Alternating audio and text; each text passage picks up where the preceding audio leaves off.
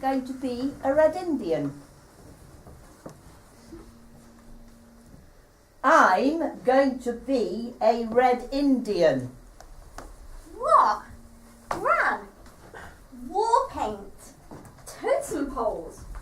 You'd look cool in a feathery headdress, swanning up Eastgate. Oh, I could follow, yelling war cries down Watergate. I could beat a drum or be Hiawatha. And I could also wield a tomahawk under the Eastgate clock. Tom's ace at them blood-curdling screams. I am. Listen. Kind thoughts, but it's about me doing something that Red Indians do. It's part of their culture. So, no scalping? Well, I can't imagine scalping going down very well in Curzon Park or Hall. Will we see a secret side of you? Will we approve to our grandmother's whim? Oh, it's not a whim. I've thought about it a lot. Burnt a cake thinking about it, had to smother it in custard and pass it off as a pudding. Sometimes I wander around the house and think, yeah, I'll put labels on everything. Not getting confused, are you, Gran? Are you sure you want to label the TV and the toaster? Not getting a bit mixed up? Oh, you must tell us, Gran, if you're a tad muddled. Definitely, Gran. Absolutely, Gran. It's important, Gran. I'm as sharp as you lot. I remember the taste of the apples in my grandpa's orchard in Hanbridge, all the dresses hanging up in my wardrobe when I was 14, the creamy smell of lilac in our garden 60 years ago, the sound of our doorbell, and how the very plain lady next door became beautiful when she smiled. I might forget what I went upstairs for, or the name of Kate's boyfriend, but my mind brims full of ideas and stories. Kate's got a different guy every Friday, Gran. It's Cynic this week. Ginger, Ed Sheeran-ish. Kate's third. Oh, don't listen to them, Gran! But tell us, why are you labelling your stuff? I'm giving away my possessions like Red Indians do before they die. I'm putting names on things so you all know who gets what precious things like rings, pictures, that vase you loved, Em, those war medals that you always played with, Tom. And I've got something in the attic for you, Kate, that you'll love. There's a painting of flowers, suffragette colours, purples, greens and whites. It belonged to my grandma, Lillian Bennett. Lillian's friend painted it, Felicia Harding. Wealthy, beautiful. Lillian often talked about Felicia. They were suffragettes. They shared so much together. When you get my painting, Kate, treasure it. It hung in my grandma's bedroom, and I'd sit on the end of her bed and I'd watch the colours change as the sunlight drifted over it, as the sunlight drifted away from it. And Grandma Lillian told me lots about the suffragettes, stories that have stayed with me always. And Lillian told me one story in particular about them. Well, what was it, Gran? Go on, tell us, please. Why was it so special, Gran? Well, it happened here in Chester, when Lillian and Felicia Harding met for the first time. On a very memorable suffragette march in the summer of 1912. A warm summer, when the groves are thronged with families. Pleasure boats sailed along the Dee, and people picnicked in the meadows. And our Eastgate clock was only 15 years old. 15 years old? Chester was expecting an interesting visitor. A man who rejected their ideals, a man who attracted their wrath. Who? Was it the king or the royal family? No, an important political figure. Mr. Herbert Henry Asquith, Liberal Prime Minister. I've heard of him. We studied him in history. 1908 to 1916. She's showing off now. That day in 1912, Tom, Mr. Asquith had left Ireland and was passing through Chester. He hoped no suffragettes were agitating. He'd rushed through Dublin like a fugitive, and narrowly missed getting injured when someone threw a hatchet at his car. Not a very popular guy then. Herbert Henry Asquith, First Lord of Oxford, MP, Liberal for East Fife, Prime Minister, 1908 to 1916. The natural distinction of sex, which admittedly differentiates the functions of men and women in many departments of human activity, ought to continue to be recognised in the sphere of parliamentary representation. The suffragettes from Wales and the northwest gathered in Chester, marching up City Road into Eastgate from the station. They carried banners, they sang suffragette songs, wore clothes in purples, greens and whites. And someone, a woman called Mary Phillips, planned to make a strong impression on Mr. Asquith. Tom, please, would you do something for me? Would you go up into the attic and find that painting that I was talking about? Sure, Gran, no problem. Lillian and Felicia liked each other on sight, clicked at once. Their friendship lasted decades. That sort of friendship is very special. Father? Father? Yes, dear?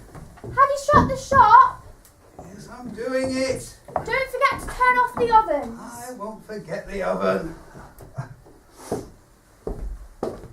You going out, Lillian? Yes, Father. Anywhere special? You're not going on that blithering suffragette march, are you?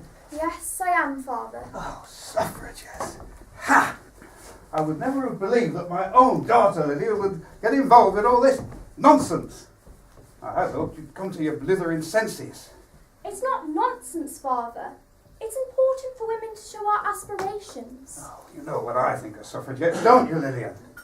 Yes, Father. You've told me again and again. A suffragette is a woman who picks up her skirt and kicks up a fuss, literally. Picks up her lacy skirt and her pretty petticoats and kicks. I've seen them in Chester, shrieking their crazy views, chalking slogans on the pavement down Bridge Street, screaming and chanting down to the Grove so they're blue in the face. I've left you a little bit of cold lunch on a plate in the pantry, a little piece of meat and some biscuits. Oh, some suffragettes try to chain themselves to the city walls, to the railings by the Eastgate clock. Would you believe it? I expect I'll be back by tea time. I'll make you some supper then. There's nothing you need to bother yourself with. Oh, Father, will you be alright in the shop by yourself today? It might get a bit busy in the afternoon. Suffragettes expect to go to jail. Suffragettes want to go to jail. Is that where you want to end up, Lillian? You're being ridiculous, Father. I'm not going to end up in jail. Oh, like those pankers from Manchester with their fancy names, eh? Christabel, she who spits at the constabulary to get herself arrested. And Emmeline, she wears black satin, gets driven round by her chauffeur in a Wolseley car. Yes, Father. I know your opinions about suffragettes. You've told me again and again. But I'm an independent woman with views of my own now. Oh, if you do end up in jail, all your hair will be chopped off. All that beautiful, gorgeous hair that your dear departed mother was so proud of will be chopped back to your scalp. And then your scalp will turn raw, scabby. I'll be back by tea time. We can talk about it then. And if you don't eat, they'll stick a tube down your throat. And it will make you sick. Very sick. Well, is that what you want? Oh. And all this because she's trying to win people over, trying to win women the vote, trying to get what she wants accepted. And would you credit this? Emmeline Pankhurst went on hunger strike 10 times in 18 months. We are women, hear us! Trust in God, she will provide. Equal pay, a living wage. Lawmakers, not breakers. Ballot for both. We want the votes. We want the votes. We want the votes. Votes for women. Equality in education. Equality in pay. Safety in workplaces. Our right to inherit. Admissions to professions. Professions like law. Equality. Education. Are you Lillian? I'm so glad to meet you. Felicia Harding, by the way. Lillian Bennett. Is this your first march? It's my first march. No, my second. I've just walked up Watergate. Women are gathering on the rows, meeting up at the cross. Should we start in an hour? Yes, in an hour. Wait here until then. You know, I was determined to join this march, even though my husband Charles has the nerve to say I'm losing my mind. That's cruel. He should be proud of you. Charles reckons suffragettes are not ladylike. They're wild and... Headstrong. You know, our house is bedecked in wisteria. It's beautiful, glorious, but its beauty throttles my house, and often I feel throttled myself. Charles lays the law down. He says I should be at my easel, painting his throttling wisteria. And wearing your prettiest dress. Of course, and over it my prettiest smock. Painting wisteria. Rather than fighting for beliefs that many women hold dear. Yes. Oh, Charles says I shouldn't be tramping streets, says I'm willful. And opinionated. Yes. Oh, it's not a laughing matter, is it? But you know, he says I'm unrecognisable since I joined the suffragettes, but I recognise myself more. Than you've ever done in your life. Yes. I'm so glad I met you. We speak the same language. We know what we want and we know what we need. Educated women rarely make good wives or mothers. The mental equilibrium of the female sex is not as stable as that of the male sex. Do you know, since the suffragettes have become more militant, more unruly, more unstable, it is not safe to meet one's wife in the ladies' gallery at Westminster. My hat is pulled low, my eyes kept low. If I were recognised, Charles would be livid. So would Martha, his mother. They say I'm losing my mind, but my mind's set and my heart's sure. Yes. I see lots of women arriving. They're thronging through Chester. Sis, is that you? What are you doing here? Does Charles know you're here? What are you doing here, Jack? Well, I was just on my way to the bank in Foregate Street, and I got caught up in all of this commotion. So many people here, must be thousands. You're I'm not involved in the march, sis. You're not to say a word to Charles about this, do you understand? Oh, sorry, this is Lillian. This is my younger brother, Jack. Delighted to meet you, Lillian. Jack's all right. One of the small group of men who support our cause, isn't that right, Jack? Are you staying for the march as well? I'm not sure my support extends to becoming a fully fledged activist in the suffragette movement yet. However, you might see me at the march later. Delighted to meet you, Lillian. This is the start of something. Welcome to Chester, Herbert Asquith. You have some very strong women to meet. Let's wait over there. We've got plenty of time. Women debating, words spinning. Thoughts somersaulting, cartwheeling round lampposts. Words fluttering, words taking rest. Women sighing in agreement. Marching on, heels clicking. Snapping shut their handbags. And there'll be a swirling of feathers on velvety hats. Trees are burgeoning. Burgeoning like our thoughts. And like our actions. Have you heard exactly what's happening? Rumours are flying. Only that we must be at the town hall.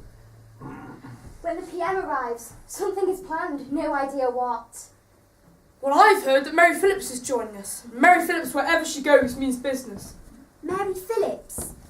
Who's Mary Phillips? Mary Phillips is a militant suffragette. Scottish, steely, campaigned and fought everywhere for her beliefs, all over Britain. Sometimes she wore a red cap, representing liberty. Like Madame Defarge in The Tale of Two Cities? I reckon Mary's taking up knitting like Madame Defarge. Mary Phillips is well known. Amazing lady, rosy-faced, always smiling. And Mary spent time in Holloway, 6 weeks for leading a demo outside the House of Commons. Then a stint of 3 months, longest term of imprisonment for any suffragette. A woman with convictions. Women's brains are not as developed as men's, and must not be so, for this would drain vital strength from their wombs. Their superior tender faculties are best exercised in the home. Their role is to provide a steady stream of healthy children to serve our empire. They may rely on their menfolk to vote in their best interests. Yeah, A well said. defiant deed has greater value than innumerable thousands of words. Oh, and haven't they been defiant? Hey, haven't these women been defiant? They've burnt the Royal Mail in Royal Mail letterboxes. Disgraceful, I say. Yes, and we've cut phone and telegraph wires. Smashed windows in Selfridges. Broken all the windows in Lyons Tea Shop. Filled keyholes of houses and small shops. Burned rags in the lavatories at the British Museum. Set fire to haystacks. Sailed down rivers. Yelling slogans through loudtailers. Rung MP's doorbells for hours. Then got hurled in Holloway. We put black dye down letterboxes. Soaked strips of linen in paraffin. And then lit them. And stuck them into letterboxes. Burns all them pleasure boats. And hurled all the wood in the river. Votes for women! Votes for women! And 2 politicians were blinded for 2 hours with suffragettes send them envelopes marked private. The envelopes contained snuff, but straight in their eyes. Hurrah! And other suffragettes blew pepper in a constable's face, got arrested, then they smashed up 12 windows in court. Hurrah! 2 women working together smashed 12 windows in one single building. If it takes acts like these To win people over. then we have to keep on. The question is, why should you deny to a woman of genius the vote which you would give to her gardener? The answer is you are dealing with individuals, not masses. In my judgment, the benefit which might occur from the admission of gifted and well-qualified women would be more than neutralised by the injurious consequences which would follow to the status and influence of women as a whole. Yeah. Mrs. Pankhurst, it's so good to see you. And I'd like you to meet my brother Jack, who will be joining us today. Well, thank you, ladies, and welcome, Jack. It's lovely to have so many men joining us on our march today. I'm here to watch Mr. Asquith get his comeuppance. We'll be marching on the town hall at 2 o'clock. Sight for sore eyes. Asquith's determined to stand in our way. But we must think positively. Let's remember those men that do support us. Like your brother Jack. And writers like Wilfred Owen. And Jerome K. Jerome. Playwrights like George Bernard Shaw. And politicians. Like Kia Hardy MP, our wonderful Mr. Charisma. George Lansbury MP, our wonderful Mr. Greatheart. With his mutton chop beard and bowler hats. Oh, fine man, Mr. Lansbury. Shook his fist at Asquith in the midst of Parliament. Called him beyond contempt for allowing the force feeding of suffragettes in prison. Because it's torturing innocent women. Lansbury thinks Asquith should be driven from public life. Men like Lansbury, listen to us, Mrs. Pankhurst. They understand that women need to be listened to and men should come to their senses. Of course. Obstructive men should realise, as we do, That giving women the vote would actually help men in many ways. Exactly. Oh, you're both enthusiasts and a credit to our cause, but we must get ready. Mary Phillips has something planned. They're pontificating women, window smashers, church burners, firebombers, chained up to railings women. Jack and Jill have equal will, equal strength of minds, but when it comes to equal rights, poor Jill turns right behind. Asquith, he's a fine man. Who else would have said youth would be an ideal state if it came later in life? And he said at 50, don't let aging get you down. Be too difficult to get up again. He's a great man, he's a man of the world. He has no time for pontificating women. She saw Marjorie Daw, her brother has a fat wallet, but she shall earn but a penny a day because she has no ballot. On one point, I'm going to agree with you. If you are going to give the franchise to women, you must give it to them upon the same terms as you do to men. That is, make it a democratic measure. It is no use tinkering with a thing of this kind. If change has to come, we must face it boldly and make it thoroughgoing and democratic in its basis. Don't talk to me about the Pankhursts. Wild hooligans! Hysterical! Daring to interrupt Parliament, attacking MPs' houses! Frustrated women's in fussy hats and floppy furs holding up placards! Oh, we are here not because we are lawbreakers. We are here because we are lawmakers. Oh, rubbish and deluded! Trust in God. She will provide. Oh, crackpot witch! The argument of the broken window is the most valuable argument in modern politics. Blah! Rubbish Parliament won't listen, women won't get the vote. No matter how many windows the suffragettes smash. Parliament will puff on their pipes in the corridors of power. They'll grin and smirk, take not a blind bit of notice. Then they'll laugh the house down. I'm with the MPs, lock, stock, barrel. We have to free up half the human race, the women, so that they can help free up the other half. Crackpot witch!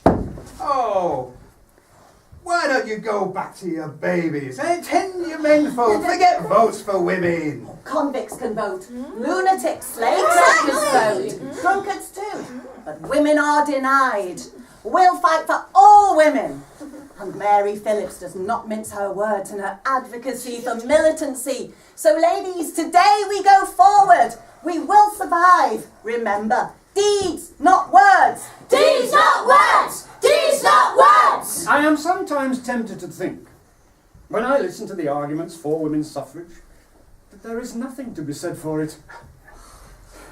And I am sometimes tempted to think, as one listens to the arguments against women's suffrage, that there is nothing to be said against it. Over there, look! Over there, it's Mary Phillips.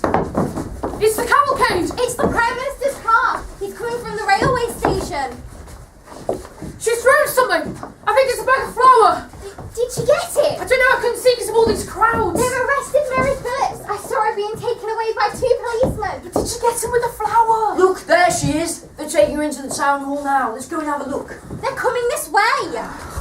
Get off me! You fella, Bobby! Get off me! I know my rights. You're a manhandling. You're transgressing my dignity. Oh, calm it, lady, over that rumpus. You'll get what you deserve. Dignity? Huh. Trans-flipping, aggressive rubbish. Oh, unhand that woman. Merely threw a bag of flour at a car. A bag of harmless, snow-like flour. Great pity it missed its target. So no harm done. No harm done, unfortunately. Better luck next time, Mary. We're behind you. Oh, crazy mad women, the lot of you. Your husband should lock you up. I'll throw the flour at the right car next time. Just ask Asquith to send 2 cars ahead of his own. Tricksters. Oh, they were decoys.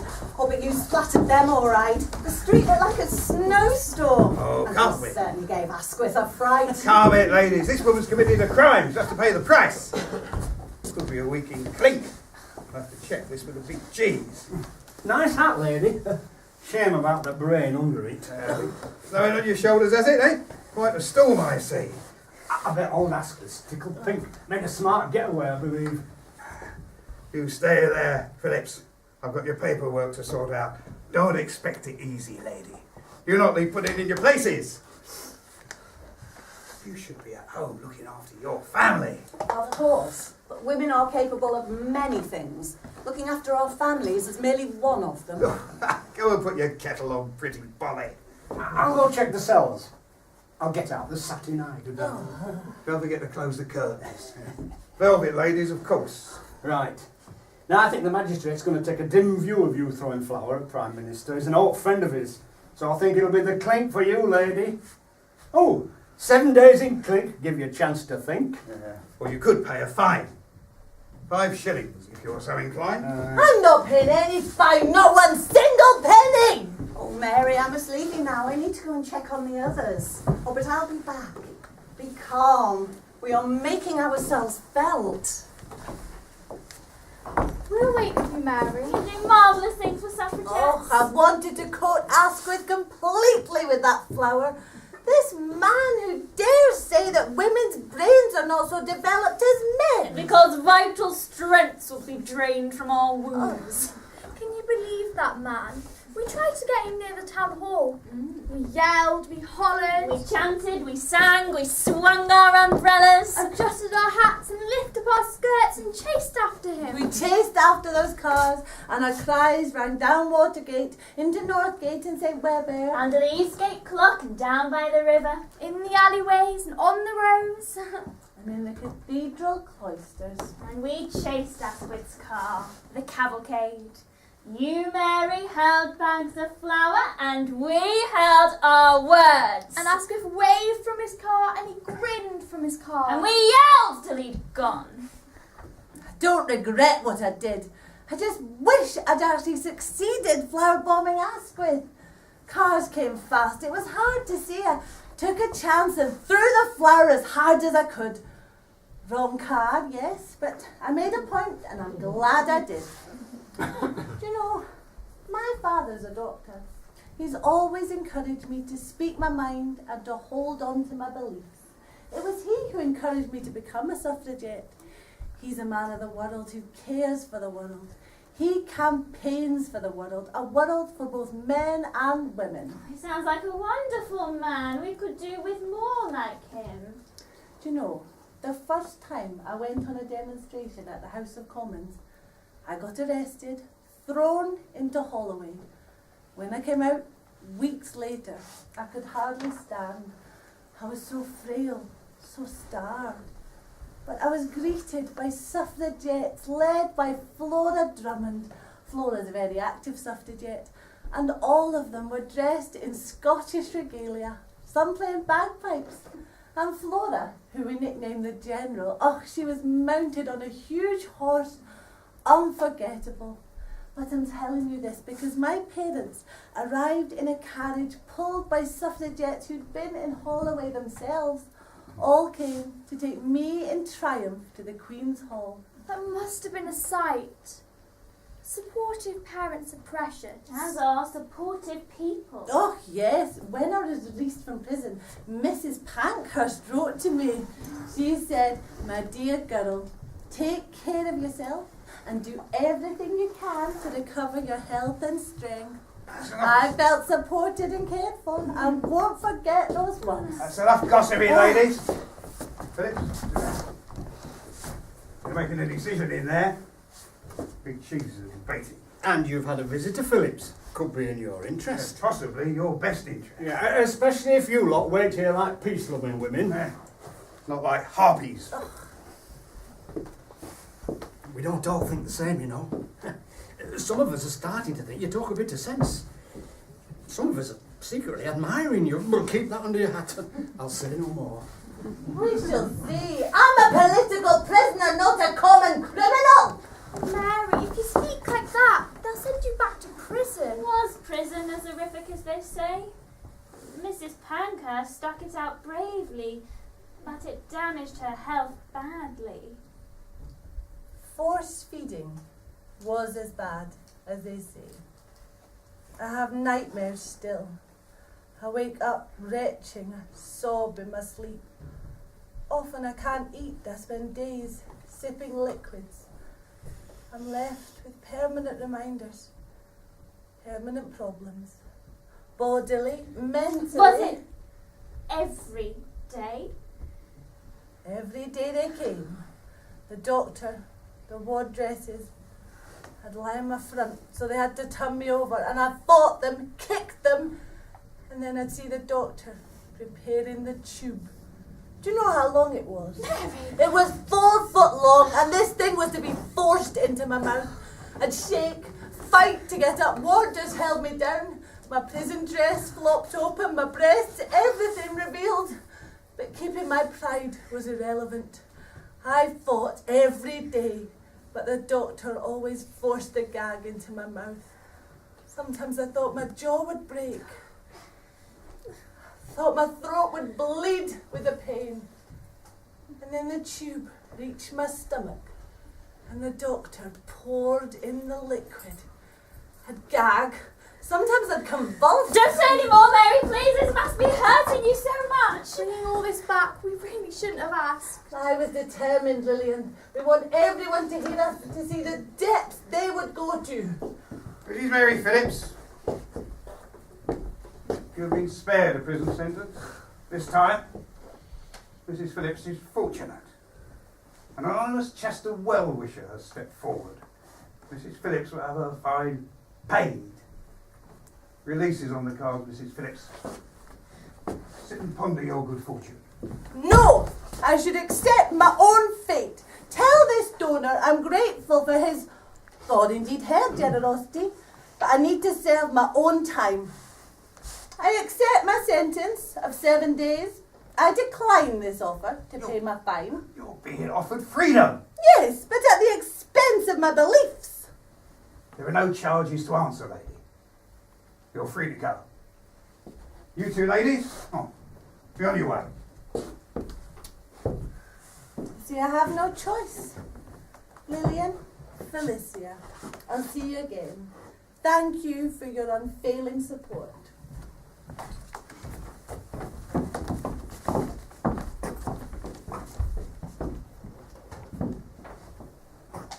So what happened to Mary Phillips after that? Well, Mary was released. The donor's identity was never revealed. Many tried to guess who it was, but all that was known was that he was an eminent Cestrian, possibly a local Liberal. And then? Well, Mary went to Poplar, East London, established East London suffragettes, along with Sylvia Pankhurst. Attracted working class women, dock workers, people who needed her help. She started a suffragette newspaper too, called the Women's Dreadnought. Oh, I've heard of that. We've studied it in history. Didn't the sellers stand in a street in a line, twirling parasols, in a sort of parasol parade? You're right, and Mary earned £2 a week. £2 a week? Oh, that was a lot of money in those days. Then she got involved with other groups, charities too, like the Women's International League, Save the Children. She sounds like quite a woman, Gran. Yes, and in later years, Mary was an editor of a paper for the brewing trade. She quite liked the old tipple. And my grandma Lillian kept in touch with her for years, until Mary died, in fact, in the 1960s. The era of flower power. Mary Phillips certainly had plenty of flower power. Oh, yes. I sent Mary away to rest. When she came out from the police station, she was exhausted. It's been quite a day for the suffragettes. Mr. Asquith must see we mean business now. And it was my first march. And after Asquith left Chester from the station, he was attacked again on his way to Sir William Lever's garden party on the Wirral. Oh, what happened, Mrs. Pankhurst? Oh, well, after the attack, I believe a suffragette was arrested, but she was quickly released. Strawberries and cream at an elegant garden party. And then determined, angry women out to get him. An interesting mixture for the PM. Oh, there have been a lot of angry suffragettes, ladies. A few weeks ago, the PM was being driven to Scotland to a memorial service for a friend. He was sitting in his car, mulling his thoughts, watching the countryside, when the car stopped, only to be ambushed by a gang of suffragettes, armed, not with brollies this time, but with hunting whips of all things. It is said that the only thing that saved Mr. Asquith was his top hat. What a pity he was wearing it. Oh, well, I must be going now. I need to get back to Manchester. I'm booked to make a speech tonight at the Free Trade Hall at 8 o'clock. Oh, it's been an inspiring day for us all today, but for me especially.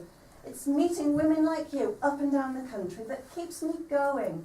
Let's hope we meet again in happier and more equitable times.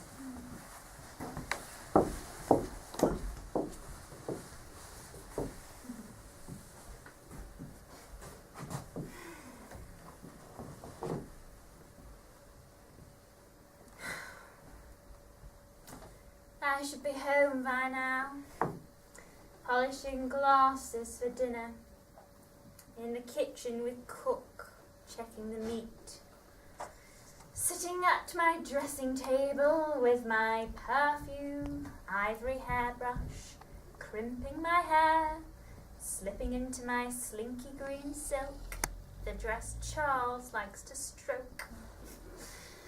I should be carving on lipstick, pouting my lips, sitting at table with Charles and his mother, and over the cauliflower I should be describing my usual, useless, boring day in its boring, useless, usual detail. But instead you're with me, on a tatty old bench in the twilight, thinking about women like Mary, who fight for our cause, who believe in our cause. In a park where squirrels ran up to our feet, and crows caw in tall trees, and streetlights cast shadows. We're absolutely tired out. Oh, my feet hurt. My voice is crackly from shouting. My eyes full of what I've seen. Milling crowds, sights, sounds. Mary yelling when the police grabbed her. Women in lawn, muslin, cameos and chokers. Women in scruffy shoes, torn stockings, carrying babies, feeding babies as they march. Lovely faces, high-born faces, lined, pallid faces. Women who have to work from the crack of dawn till late at night. Women from big houses, little houses who sleep four to a bed. And women who paint pictures, leisurely in drawing rooms. Women who work in factories, ones toiling in mills, all the hours God sends. Educated women walking with ones who could barely read. Women, we all want the same thing. A fairer, more equal world. And their arms were linked. Because their minds were linked, and their voices were raised, because we have things to say. Things we need to say, Lillian. And you, Felicia, have never felt more alive in your life, have you? That's true. Tell me about your mother, Lil. Was she like you? She was a midwife. She brought babies into the world and sometimes laid them out as they left the world. 8 of her own. I was spared, and 2 died. She worked every hour of the day, and she longed to read, but no time. Sometimes she was so tired she'd almost fall asleep standing at the stove. Charles's mother, Martha, thinks women should be genteel and pretty. Suffragettes lack womanliness. They feminize men. The task of a woman is to be the wife of a good man. Fine, if it doesn't affect the quality of a woman's life. I live in hope that Charles sees the light. A little chance. He can't understand that suffragettes have everyone's interests at heart, not merely women's. If women had their rights accepted, men would gain too. I wish they saw this. And your mother-in-law too?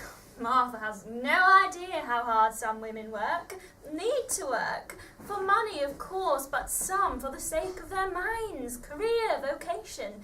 Things men take for granted. When I marry, I'm going to make sure that my husband does support the cause. Charles might soften. No chance. Whatever Charles says, Martha agrees. Martha drifts into our drawing room, blows me a kiss, a perfunctory kiss, scurries that kiss across the room with her long, white, bejewelled fingers, then slowly strokes Charles's hair like a lover might do, touches his cheeks with lingering fingers. And they stand together, mother and son, before the mirror in our drawing room. Oval, glinting with gold, so I see them twice over. I can see Martha's hardness, the reality of it. I can see the reflection. I shiver. Ding dong bell. Listen, the marches are dispersing, chanting on their way. The woman's in the well. Ding dong bell, the woman's in the well. Who put her there? Ignorance, I swear. Who'll pull her out? The vote without a doubt.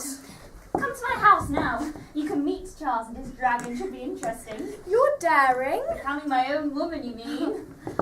1, 2, a vote will do. 3, 4, and there's more. 5, 6, there's laws to fit. 7, 8, make politics straight. 9, 10, equal with men.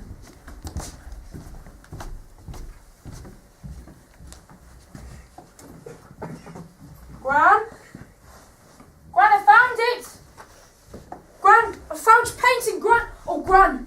Oh, I found your painting. Covered in cobwebs, but I've given it a good dusting. Oh, thank you, Tom. Isn't it beautiful? It's fantastic. Gorgeous colours. Felicia was a cool painter, Gran. And what an ace present. To remember Felicia by. And to remember the suffragettes. Yes, Felicia was a brilliant painter. They were so close, my Grandma Lillian and Felicia. Thought the same about so much. They cared about other women's lives, what some had to bear, where they worked, what they did. Did Lillian talk to you about that? Oh, when I was a girl, we'd walk through the woods talking non-stop about women's working conditions, about the mills, when women's hair sometimes got caught up in the looms, about the matchmakers in East London, women working 14 hours a day for less than 5 shillings a week. No health and safety then. We talked constantly, me and my Grandma Lillian, believe me. You know, in the early 1900s, there was no secondary education for working class children. Eventually, free places were given to the poor, clever ones. But guess what? Boys always carried on with maths and science, while girls over the age of 15 had to spend lots of time studying practical housewifery. Practical housewifery. So they could cook the meals for the men. Yes, they thought it undesirable to divorce a girl's education from her home duties and opportunities. That was their bigoted thinking. I reckon one of the saddest things was many women couldn't campaign. They had to work to clothe and feed their children. No time for both. Exactly. They were passionate but powerless. But there were some women who had money, well-off husbands, and they could afford to throw themselves into their cause. And lots did. Pretty violently, didn't they, Gran?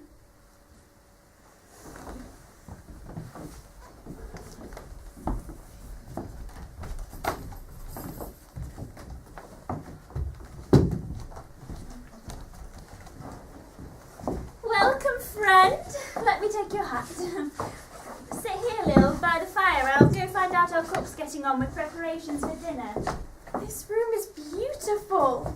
Your paintings, your flowers. All arranged by Martha, of course. Now that is a womanly task, is it not? Where is she? Will she be here? Is Charles at home? Sipping brandy in his study. He's doing something greatly important. Martha is haranguing Cook. Look, you rest here while I go to the kitchen. We're expecting my brother Jack, too. You met him briefly this morning. Jack supports our cause, and he's also a very handsome young fellow. I'm thankful for men like him. Good looks and good support. Be a minute.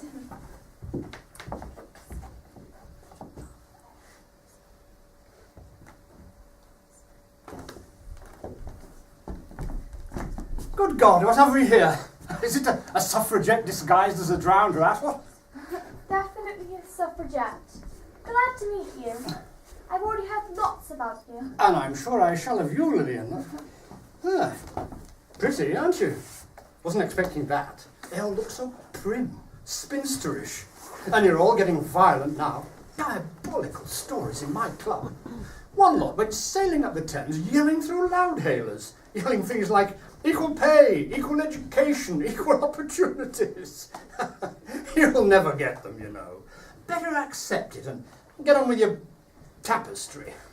I've never made a tapestry in my life, and I don't think I ever will. Oh, ruffled just a little, are you?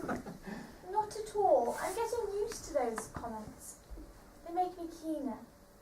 I think a sherry is called for. What's your colour, Lillian? My colour... 3 colours, actually.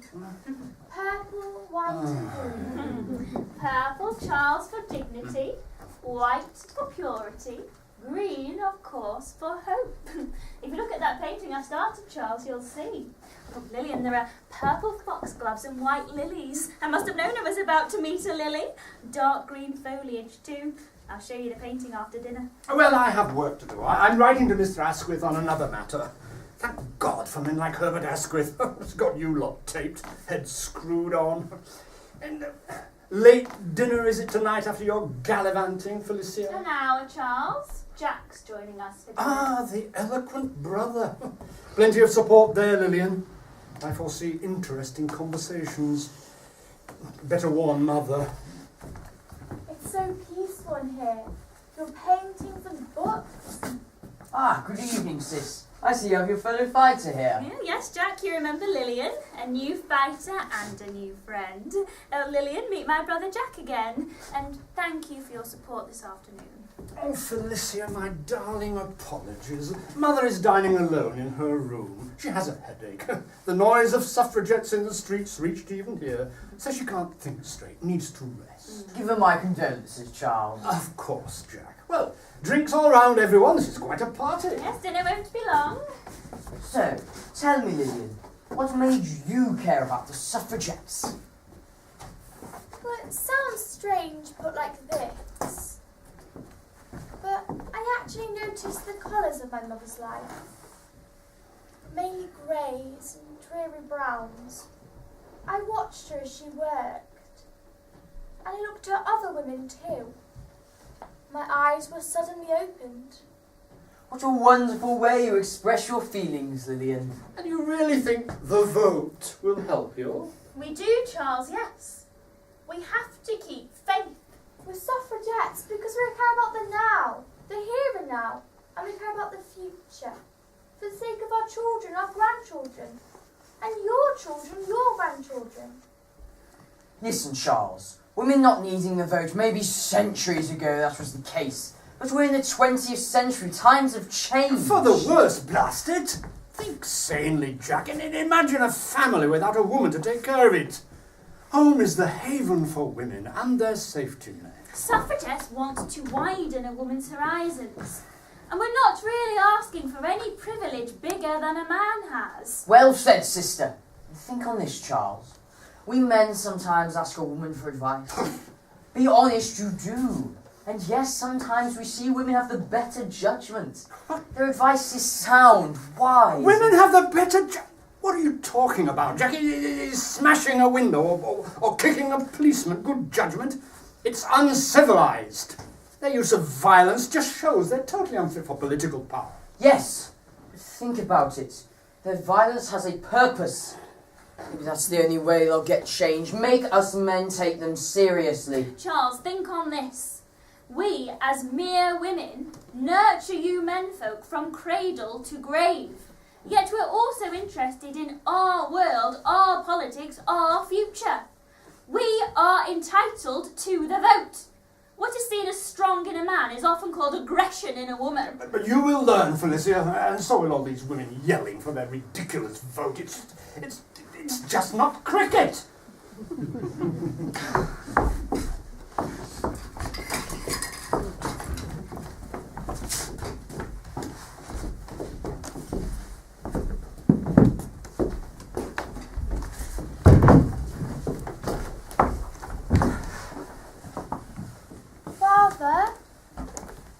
Father? I saw you today. That march. Making a fool of yourself this afternoon. I think it was you, Father, that was making a fool of yourself, not me. What a way to treat our Prime Minister. You should be ashamed of yourself. What would your mother have thought if she was still alive? Perhaps now your beloved Prime Minister might know that we women mean business, and the issue of votes for women is not going to disappear until he does something about it. I admire Mr. Asquith. Widowed, 5 children. He was heartbroken. He's not had it easy, you know. But he's done great things. Introduced pensions for 70-year-olds. No mean feat, that. People had the nerve to say that he'd had a failure of imagination. I understand all that, Father, but he's betrayed the women's suffragette movement, and we must make him realise this. And anyway, what harm is there in a bag of flour, except the loss of a bit of dignity? But many women go through much worse indignities every day of their lives. Oh, would you believe it? And poor Mr. Asquith. When he got back to Chester from his garden party on the Wirral, he arrived at Chester Station. He was attacked all over again.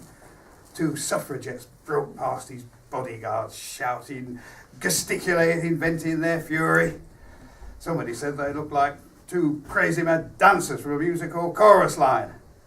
But they were soon arrested by Chester's strong, reliable, dependable policeman. We women are not doing this for fun, Father. This isn't some silly little game. This matters.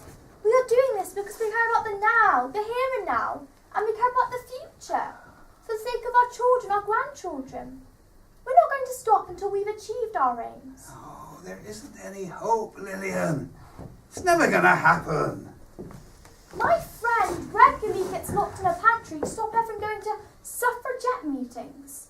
But these women are blazing trails for women of the future. Sing a song of sixpence. A government of quacks. 4 and 20 women paying in their tax. When the money's counted, ours is good as any. Why is not a ballot fair as is a penny?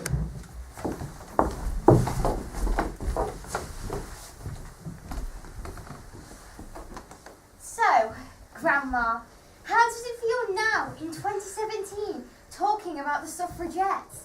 You've been so lucky to hear about it from your Grandma Lillian. Yes, you could say I was allowed an intimate peep into history through my Grandma Lillian. So how do you feel now, talking about it with your grandchildren? Oh, I'm proud of Lillian. Her strength, her determination, and all those other wonderful women. They did what they thought was best. Their hearts were as determined as their bodies. What happened in the years after Mary Phillips came to Chester? Didn't the Great War interrupt everything? Didn't it put a stop to the suffragettes? Well, the public got scared of the violence. They got seriously fearful. Felt their lives and their families and their property was at risk.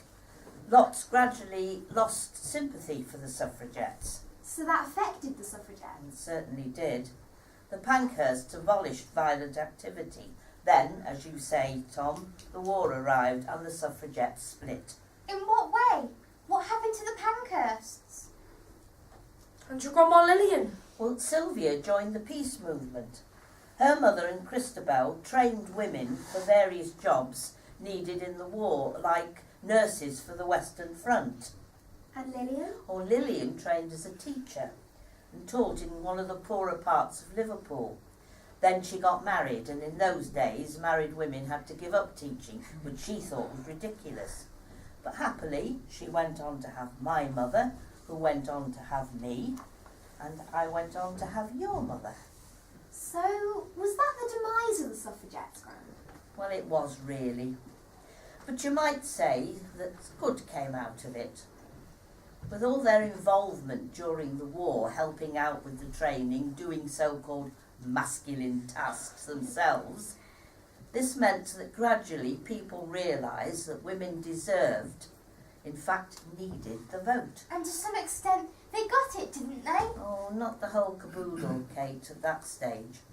But in 1918, the Electoral Reform Bill finally gave women, householders over the age of 30, the vote. What do you think the suffragettes would think of our world now? I wonder what they'd have as their priorities. What would they be pleased about? Unhappy about? What do you think, Gran? I think that most people try to do the best for this world, and we need to support those people. We need to help people to do otherwise. People follow patterns, Tom, and we need to see which ones we need to follow and which ones we should break or avoid. I wish we could ask the suffragettes ourselves, see what they do in 2017. Well, Kate, since you ask, we shall tell you.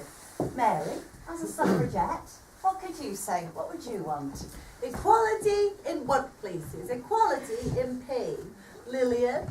I want to break down barriers that still halt women's aspirations, especially in their career prospects. Felicia? Encourage schoolgirls to look ahead, expand their horizons and dare to edge out of their comfort zones. Mrs. Pankhurst? A word, but an important word, folks. There are many marvellous men in our world who work towards a more equal world for both men and women. So I say, long may this continue. Which brings us on to Jack. Jack? Yes, I was one of the good guys, wasn't I? We should address the abuse of women in all its forms, and also be aware that men can suffer in these directions too. They can. But to be honest, the war changed many things. Not least for the blithering suffragettes. But they changed their colours, folks. We needed them. We needed their work. And they were stalwarts. They worked as hard as many men. But I can never agree with Lillian that their violent behaviour was necessary. Well, at least you looked at us and saw our valuable contributions. I can't deny that, Lillian. Mary, how do you feel? We should help politicians to really look at the world, to see everyone's world, both its fantastic advantages and its horrific problems. My eyes were eventually opened to the truth. I once said, let the women work out their own salvation. Well, they certainly did that during the war. How could we have carried on that war without them? They were seen doing work once entirely the province of men. The old order was changing. Some measure of women's suffrage had to be conferred. And so in 1918, the Representation of the People's Act became law.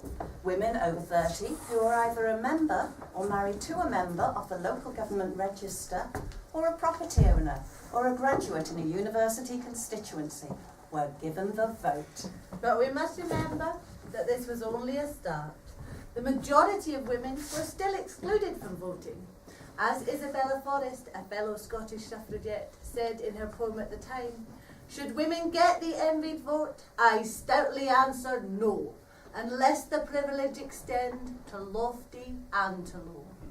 It was to be another 10 years before all women over the age of 21 were given the vote. I want more women in Parliament. Women like Jo Cox. I want a gender-balanced cabinet. Better childcare. More accessible. More affordable. 100 years ago, one suffragette said that she thought we, the suffragettes, were like some sort of crazy coloured mosaic. Each of us putting into place our own little chunks. Our own little pieces. So that in the end, we've created a vibrant mosaic for us. And for all generations to come.